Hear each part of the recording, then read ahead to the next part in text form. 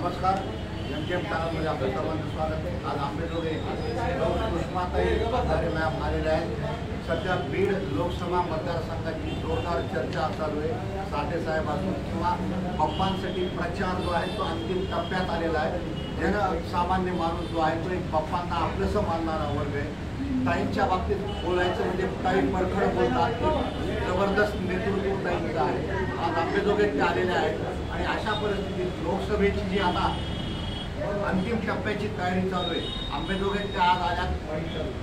खूप ठिकाणी त्यांचा सत्कार झालेला आहे, इथे शिवसेना भवनमध्ये सत्कार झालेला। अशा परिस्थितीत आपण सुषमाताईंकडून जाणून घेऊया की आता येणाऱ्या आगामी काळामध्ये त्यांची तयारी काय किंवा त्यांचं कॅम्पेन काय। नमस्कार ताई, एमकेएम चॅनलमध्ये आपलं स्वागत आहे मॅम। आता ह्याच्या पुढची तयारी मॅम आपली कशी आहे?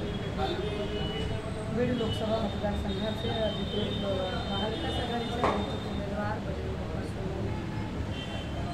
यांच्या प्रचाराची यंत्रणा तिसऱ्या टप्प्याचं मतदान असल्यामुळे ही हळूहळू वेग घेत आहे। आम्हाला विश्वास आहे लोकांमध्ये पक्षफुटीचा प्रचंड राग आहे आणि हे झालेली पक्षफुटी लोकांचा विश्वास आहे।